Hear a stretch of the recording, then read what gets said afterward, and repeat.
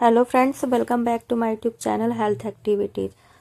Friends, आज की जो अपडेट है एनएचएम संविदा स्वास्थ्य कर्मचारियों से संबंधित अपडेट है। आज हमारे प्रदेश कार्यकारिणी द्वारा भोपाल में डिप्टी सीएम साहब से मिलकर एचआर मैनुअल 2025 पॉलिसी में संशोधन के विषय में चर्चा की गई और चर्चा के उपरांत हमारे प्रदेश कार्यकारिणी के द्वारा एनएचएम में कार्यरत 30,000 संविदा स्वास्थ्य कर्मचारियों के लिए बहुत ही महत्वपूर्ण संदेश दिया गया है।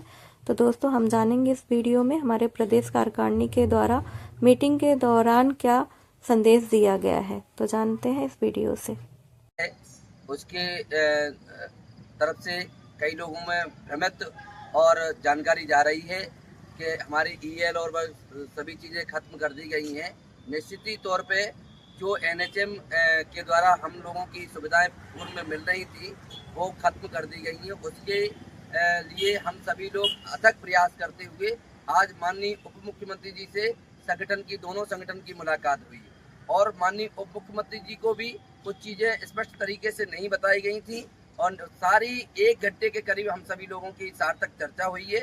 उसमें उप मुख्यमंत्री जी ने एक एक बिंदु को देखा है कि कौन सी चीज़ें पहले से हम लोगों को मिल रही थी और कौन सी चीज़ें विलोपित कर दी गई हैं। निश्चित ही मैं पूरे प्रदेश के संविदा कर्मचारियों को ये बताने में हर्ष होगा कि माननीय डिप्टी सीएम साहब ने कुछ समय मांगा है कि वो वरिष्ठ अधिकारियों से सार्थक चर्चा करेंगे और जिस तरह से हमारी ईएल हो, चाहे अनुबंध प्रथा हो, चाहे अप्रेजल जैसी कुरीति हो, उन सभी पर चर्चा करके निश्चित ही हम सभी लोगों को वो बताएंगे और जो हमारी चीज़ें पूर्व में दी गई हैं उसको वापस लाने का प्रयास संगठन करेगा।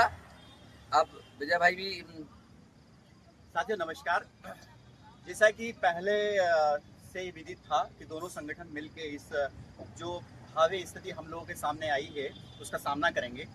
उसी के लिए हमारी पूरी प्रदेश कार्यकारिणी टीम, दोनों संगठनों की टीम मिलके माननीय उप मुख्यमंत्री जी से हम लोग की एक अच्छी चर्चा हुई और डेफिनेटली है कि जब भी कोई समस्या आती है तो सर्वप्रथम हम किसी भी आंदोलन या किसी भी प्रक्रिया से गुजरने के पहले हम माननीय को जो हमारे वरिष्ठ होते हैं उनसे हम एक चर्चा करते हैं और उनको हमारी बातों से अवगत कराते हैं।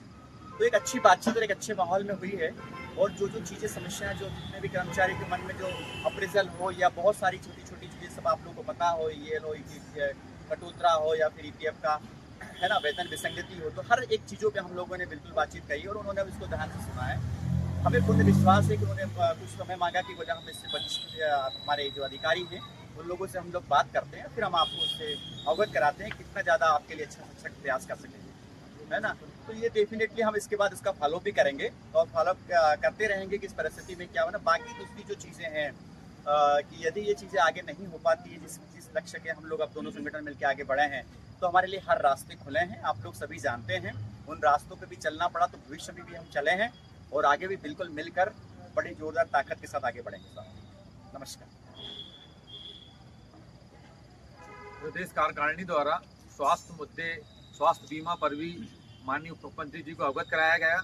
एनएचएम में 2023-24 से 15 करोड़ रुपए जो एनएचएम के सभी कर्मचारियों के लिए स्वास्थ्य बीमा के नाम पे केंद्र द्वारा दिया जा रहा है, उस बीमा की राशि से सभी कर्मचारियों का स्वास्थ्य बीमा हो सके, इसका प्रयास किया जाएगा।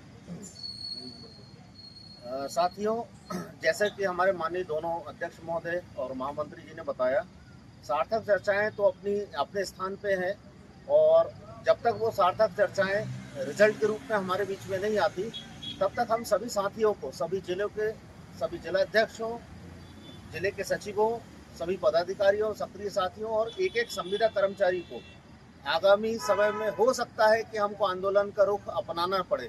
अतः मेरा निवेदन है सभी जिलों से कि आप लोग अपनी अपनी तैयारियां रखें। जितना भरसक प्रयास लोगों को संगठित करने का, बैठक करने का, वो सिलसिला हम कम से कम अपने जिलों में जारी रखें, ताकि हो सकता है 15 दिन बाद, 20 दिन बाद या महीने बाद ये स्थिति आए कि हमको आंदोलन का रुख करना पड़े। तो जब भी ये प्रदेश कार्यकारिणी के हमारे दोनों अध्यक्ष महोदय की ओर से निर्देश प्राप्त होते हैं तो हम सभी अपने अपने जिले में आंदोलन के लिए तत्पर रह सके। उस समय में हमें अचानक कोई तैयारी ना करना पड़े, हम पहले से तैयार हैं। धन्यवाद। मैं तो सबसे अच्छी चीज़ ये है, आश्वस्त करना चाहूँगा कि आपका संगठन हर परिस्थिति का सामना करने के लिए तैयार है। आज माननीय उप मुख्यमंत्री जी से मिले हैं सारी चीज़ें बताई हैं कि जो हमें मिल रही थी वो भी हमसे छीन ली गई हैं, तो उससे हम लोग असंतुष्ट हैं, वो तुरंत वापस की जाएं और जो चीज़ जोड़ी जानी है उसके बारे में भी बताया गया है। तो उम्मीद है कि माननीय अधिकारियों से चर्चा करके जल्दी हमें सौंपेंगे। नहीं सौंपते हैं तो हम सब लोग तैयार हैं, जो भी संयुक्त निर्णय है वो हम सब लोग मिलकर के आगे बढ़ेंगे। धन्यवाद।